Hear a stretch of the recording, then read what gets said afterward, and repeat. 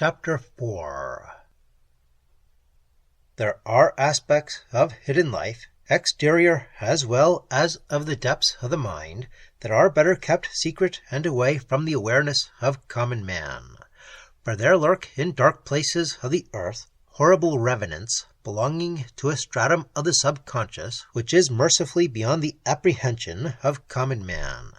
Indeed, there are aspects of creation so grotesquely shuddersome that the very sight of them would blast the sanity of the beholder. Fortunately, it is not possible even to bring back in anything but suggestion what we saw on the slab in the forest at Rixlake that night in October, but the thing was so unbelievable, transcending all known laws of science, that adequate words for its description have no existence in the language. We arrived at the belt of trees around the slab, while afterglow yet lingered in the western heavens, and by the illumination of a flashlight Laird carried, we examined the face of the slab itself and the carving on it. Of a vast amorphous creature, drawn by an artist who evidently lacked sufficient imagination to etch the creature's face, for it had none, bearing only a curious cone-like head, which, even in stone, seemed to have a fluidity which was unnerving. Moreover, the creature was depicted as having both tentacle-like appendages and hands, or growths similar to hands, not only two, but several, so that it seemed both human and non-human in its structure. Beside it had been carved two squat, squid-like figures, from a part of which, presumably the heads, though no outline was definitive, projected what must certainly have been instruments of some kind, for the strange, repugnant attendants appeared to be playing them. Our examination was necessarily hurried, for we did not want to risk being seen here by whatever might come, and it may be that in the circumstances imagination got the better of us. But I do not think so. It is difficult to maintain that consistently, sitting here at my desk, removed in space and time from what happened there, but I do maintain it. Despite the quickened awareness and irrational fear of the unknown which obsessed both of us, we kept a determined open-mindedness about every aspect of the problem we had chosen to solve. If anything, I have erred in this account on the side of science over that of imagination.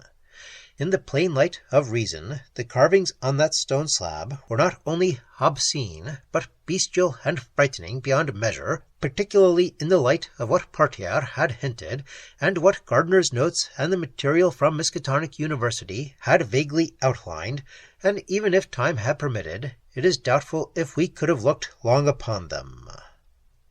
We retreated to a spot comparatively near the way we must take to return to the lodge, and yet not too far from the open place where the slab lay, so that we might see clearly and still remain hidden in a place easy of access to the return path. There we took our stand, and waited in that chilling hush of an October evening, while Stygian darkness encompassed us, and only one or two stars twinkled high overhead, miraculously visible among the towering tree-tops. According to Laird's watch, we waited exactly an hour and 10 minutes before the sound as of wind began, and at once there was a manifestation which had about it all the trappings of the supernatural. For no sooner had the rushing sound begun than the slab we had so quickly quitted began to glow. At first so indistinguishably that it seemed an illusion, and then with the phosphorescence of increasing brilliance, until it gave off such a glow that it was as if a pillar of light extended upward into the heavens. This was the second curious circumstance. The light followed the outlines of the slab and flowed upward. It was not diffused and dispersed around the glade and into the woods, but shone heavenward with an insistence of a directed beam. Simultaneously, the very air seemed charged with evil. All around us lay thickly such an aura of fearsomeness that it rapidly became impossible to remain free of it. It was apparent that by some means unknown to us, the rushing sound as of wind, which now filled the air, was not only associated with the broad beam of light flowing upward, but was caused by it. Moreover, as we watched, the intensity and color of the light varied constantly, changing from a blinding white to a lambent green, from green to a kind of lavender.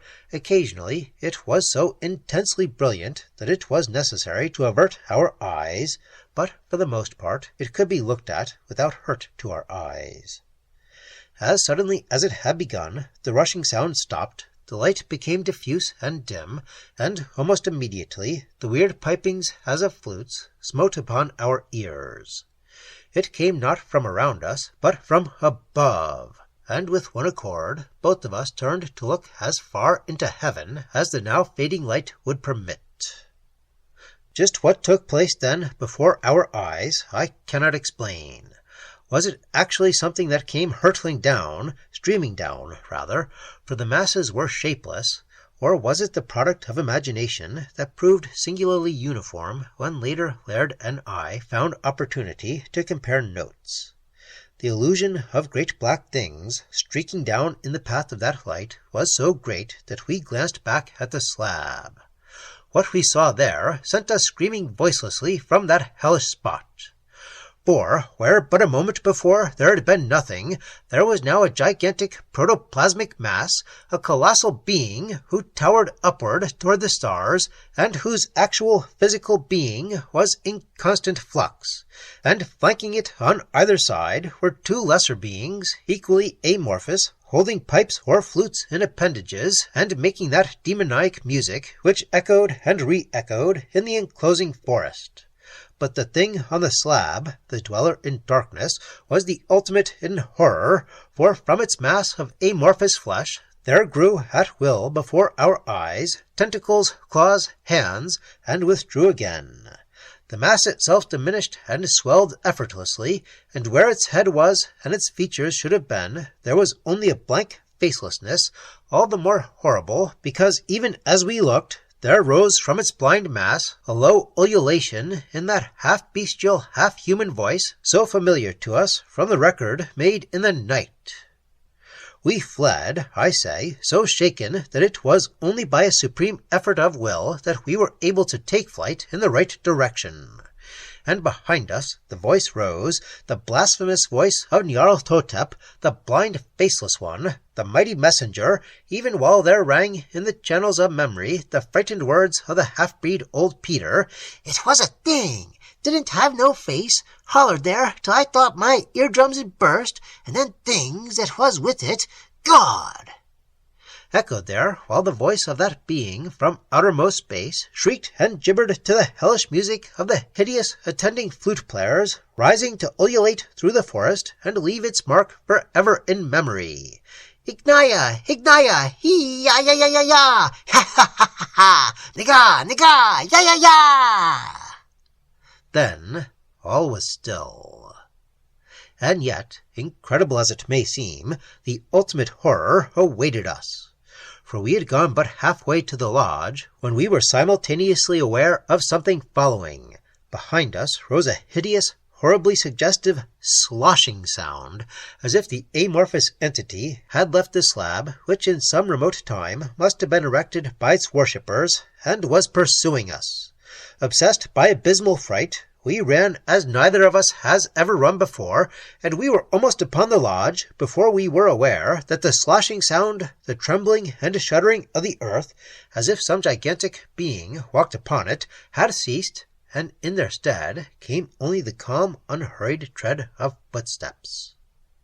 But the footsteps were not our own, and in the aura of unreality, the fearsome outsidedness in which we walked and breathed, the suggestiveness of those footsteps was almost maddening. We reached the lodge, lit a lamp, and sank into chairs to await whatever it was that was coming so steadily, unhurriedly on, mounting the veranda steps, putting its hand on the knob of the door, swinging the door open. It was Professor Gardner who stood there. Then Laird sprang up, crying, "Professor Gardner!"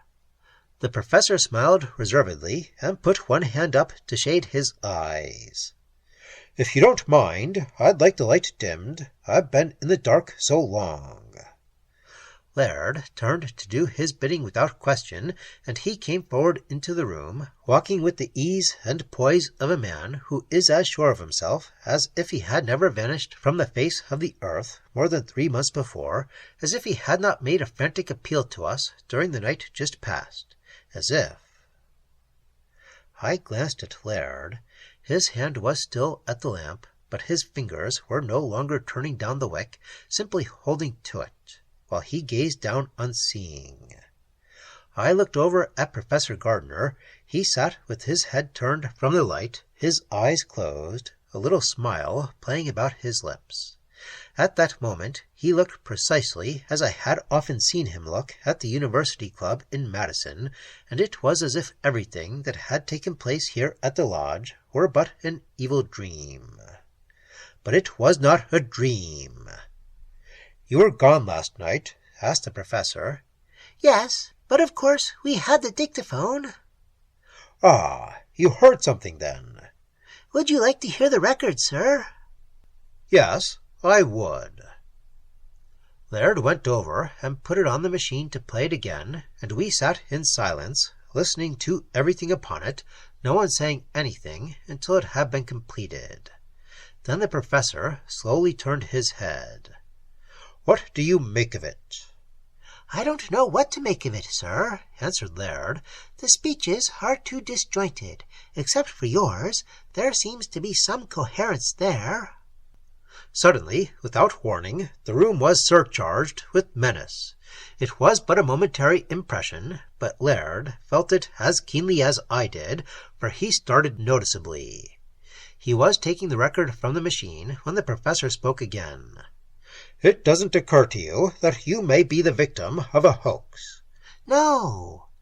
"And if I told you that I had found it possible to make every sound that was registered on that record—" Laird looked at him for a full minute before replying in a low voice that, of course, Professor Gardner had been investigating the phenomena of Ricks Lake woods for a far longer time than we had, and if he said so... A harsh laugh escaped the professor. "Entirely natural phenomena, my boy. There's a mineral deposit under that grotesque slab in the woods. It gives off light and also a miasma that is productive of hallucinations. It's as simple as that. As for the various disappearances, sheer folly, human failing, nothing more, but with the air of coincidence. I came here with high hopes of verifying some of the nonsense to which old Portier lent himself long ago. But—" He smiled disdainfully, shook his head, and extended his hand. "Let me have the record, Laird." Without question, Laird gave Professor Gardner the record. The older man took it, and was bringing it up before his eyes, when he jogged his elbow, and, with a sharp cry of pain, dropped it. It broke into dozens of pieces on the floor of the lodge.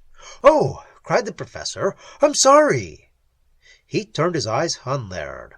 "But then, since I can duplicate it any time from what I've learned about the lore of this place, by way of Partier's mouthings—" He shrugged. "It doesn't matter," said Laird quietly. "Do you mean to say that everything on that record was just your imagination, Professor?" I broke in. "Even that chant for the summoning of Cthulhu?" The older man's eyes turned on me. His smile was sardonic. "Cthulhu? What do you suppose he or that is but the figment of someone's imagination?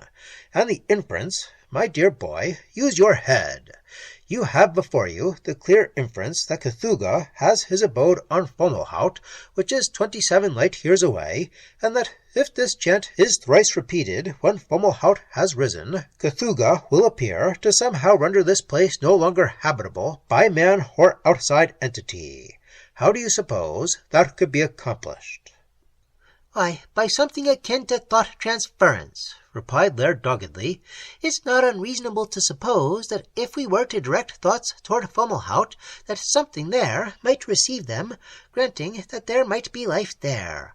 Thought is instant, and that they in turn may be so highly developed that dematerialization and rematerialization might be as swift as thought."